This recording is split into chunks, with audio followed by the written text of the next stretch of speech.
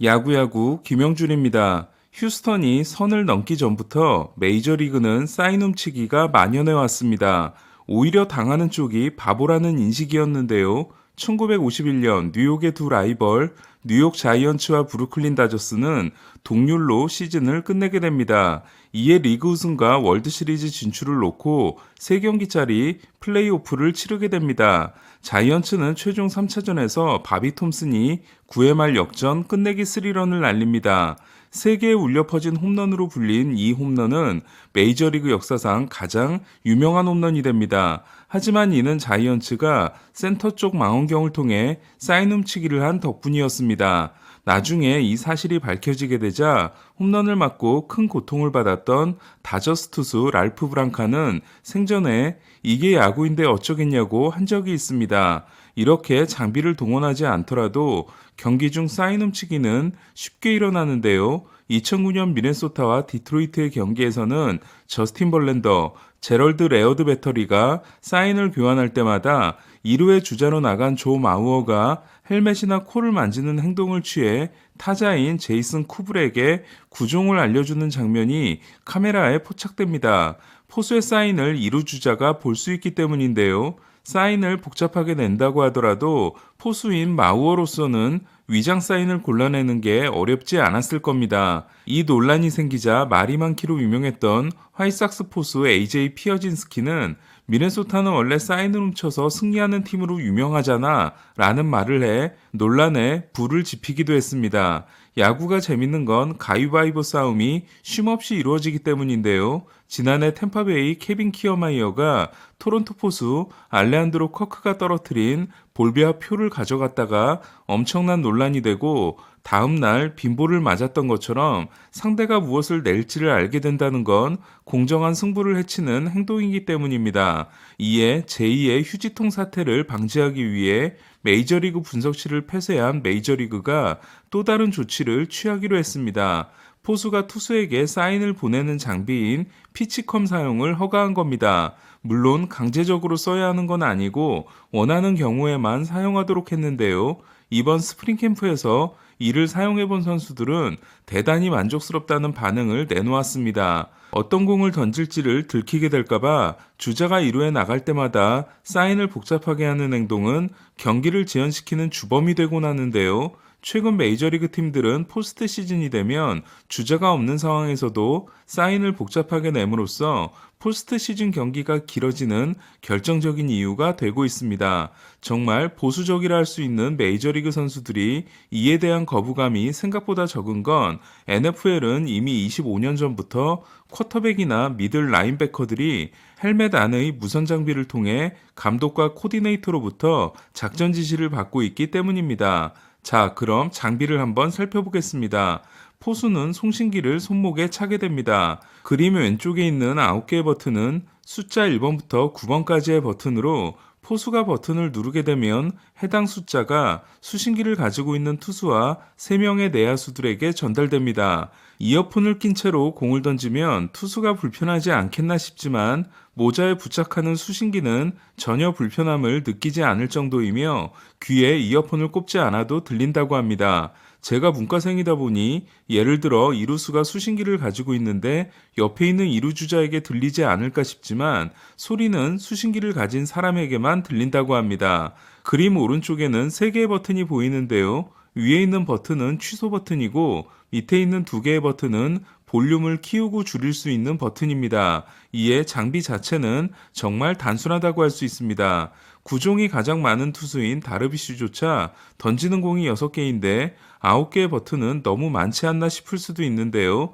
버튼이 9개나 되는 건 코스 사인도 낼 수 있기 때문입니다. 예를 들어 포수가 1번을 2번 누르면 1번에 해당되는 패스트볼을 1번에 해당되는 코스인 우타자의 몸쪽 높은 코스로 던져달라는 사인이 될 수 있습니다. 일단 피치컴을 만든 업체에서는 1번이 패스트볼, 2번이 커브, 3번이 슬라이더, 4번이 체인지업, 5번이 커터, 6번이 싱커, 7번이 스플리터, 8번이 스크루볼, 9번에 투심을 배정했다고 하는데요.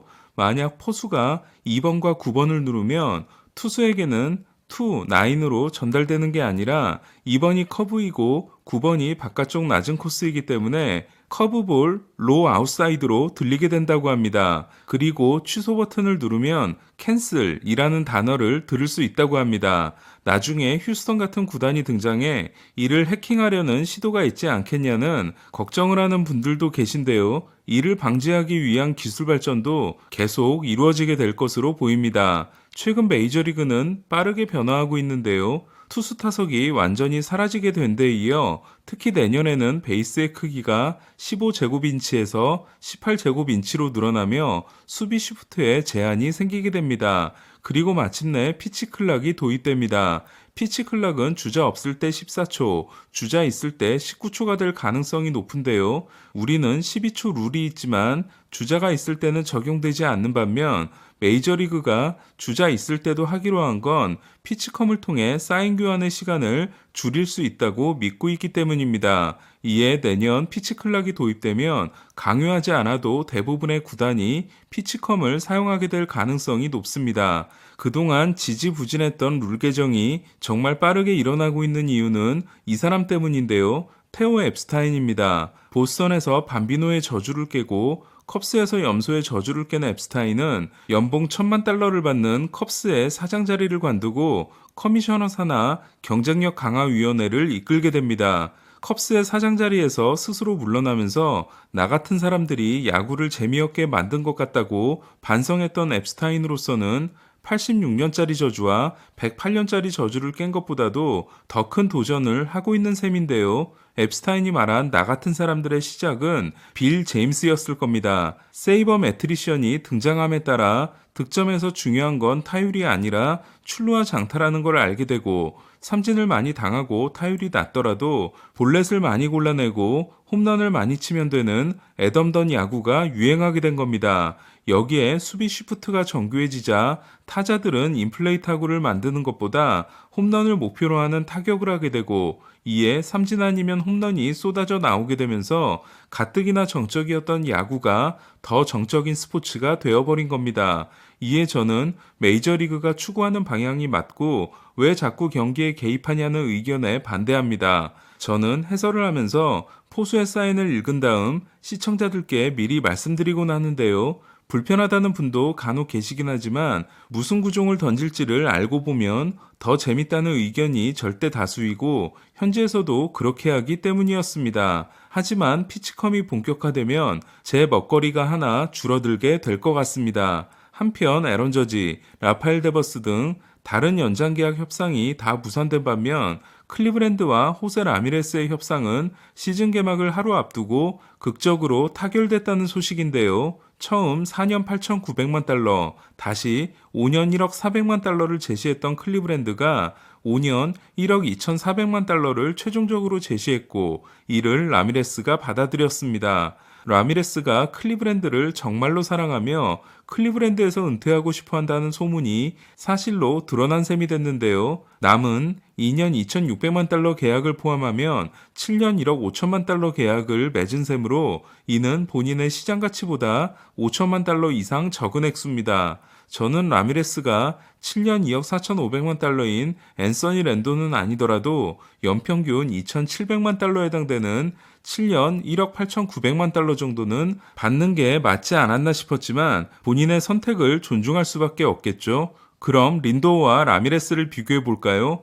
린도어는 서비스 타임 1년차가 끝나고 클리브랜드의 7년 1억 달러 제안을 거절합니다. 이를 받아들였으면 FA가 2년 밀리는 거였는데요. 반면 라미레스는 2년차 시즌이 끝나고 FA가 최대 3년 뒤로 밀릴 수 있는 5년 플러스 2년 계약을 받아들이게 됩니다. 그리고 5년이 끝난 시점에서 새로운 5년 계약을 맺게 된 겁니다. 지금까지 린도어는 승리 기여도 31.1을 기록했고 5,200만 달러를 벌었습니다.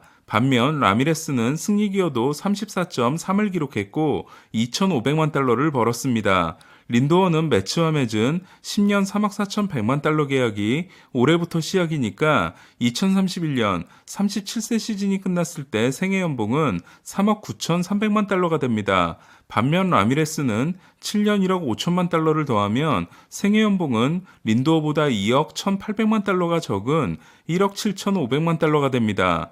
린도어는 앞으로 10년 동안 연평균 3,410만 달러를 받고 라미레스는 앞으로 7년 동안 연평균 2,142만 달러를 받게 된 겁니다. 어제 미러키의 백업 포수인 페드로 세베리노가 금지약물 검사 적발로 80경기 출장 정지를 받게 됐다는 소식을 전해드렸는데요. 미러키는 새로운 백업 포수로 샌디에고에서 빅터 카라티니를 데려왔습니다. 세베리노는 난임 치료 과정에서 문제가 있었던 것 같다고 했는데 정상 참작이 된다면 다이어트 약을 잘못 먹었던 마이클 피네다처럼 출장 정지가 줄어들 수도 있습니다. 오늘 소식은 여기까지입니다. 야구야구 김영준이었습니다.